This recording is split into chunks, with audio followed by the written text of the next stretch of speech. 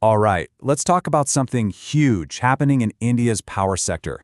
There's a massive overhaul on the table that could completely change how electricity gets to over 1 billion people. We're going to break down what these reforms really mean. I mean, think about that for a second. What if it did? Because that's exactly what's at stake here. This isn't just some technical tweak to the system. These are changes that could hit home for millions of people, affecting their job security and, yeah, the amount they pay for power every single month. So what's behind this massive shakeup? Well, at the heart of it are the electricity amendment bills from 2018 and 2025. And you really shouldn't think of these as just a simple software update. No, this is more like a complete redesign of the entire operating system for India's power grid. To really get a grip on just how big this change is, let's compare the before and after. The old way of doing things, it was basically an all-in-one public service run at the state level, and it often used hidden subsidies to keep prices stable. The new model, it breaks all that up. It introduces private companies, sparks competition, and pulls control towards the center. It's a fundamental shift in philosophy. But, a change this big isn't just about infrastructure and economics. It's about people. So what does this all mean for the folks who actually keep the lights on every day? We're talking about millions of employees in the government's power sector. So here's the problem. When you open the market up to private companies, where do you think they're going to go? Naturally, they'll head straight for the most profitable customers, big industrial parks, dense urban areas. And that leaves the state-run utilities, the discoms, holding the bag with the tougher, less profitable parts of the grid. And that puts them under some serious financial pressure. And that pressure has to go somewhere, right? It creates some very real risks for public sector workers. We're talking about things like layoffs and hiring freezes just to cut costs, a big shift toward using contract workers who don't get the same benefits or job security. And for the people who are left, it can mean weaker job protections, sinking morale, and just a much heavier workload. Now, all that pressure on public utilities and their employees, that's just one side of the coin. Let's flip it over, because the other side has everything to do with your wallet. We need to look at the cost for you, the consumer, because these reforms could draw a straight line to your electricity bill.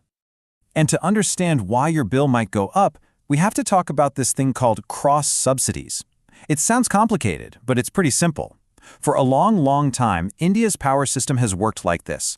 Big industrial and commercial users pay a little extra for their electricity, and that extra money helps keep the price lower for regular households and for farmers. Well, these new bills want to get rid of that system completely.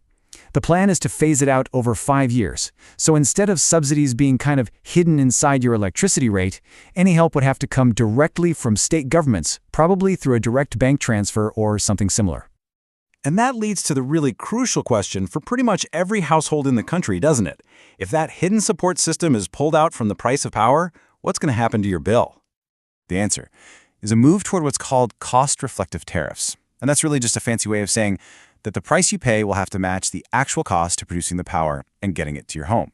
So without those cross-subsidies evening things out, price hikes for a lot of households and farmers seem, well, very likely. Okay, so we've got the potential impact on jobs, and we've got the likely impact on our bills. But there's a third, bigger shift happening under the surface here, and it's all about one thing: control. Who gets to call the shots in India's power sector from now on? What these bills do is pretty clear. They shift power away from the states and towards the central government. State governments will just have less say over their own power policies. Meanwhile, central regulators get new powers, like being able to change electricity rates every single year in April. And on top of all that, you've got a Supreme Court order already pushing states to make their utilities financially stable, which just adds more pressure to raise those rates. So, let's pull all these threads together and look at the final equation.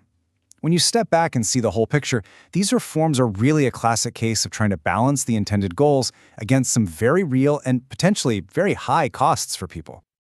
On one side of the ledger, you've got the stated goals. And they sound good, right? More efficiency, more transparency, and better finances, mostly through privatization. But on the other side of that same ledger, you have the potential costs: job losses, higher bills for consumers, fewer protections for workers, and less control for the states. And that leaves us with one last big question that we have to ask. The push for efficiency is powerful, and it drives a lot of change.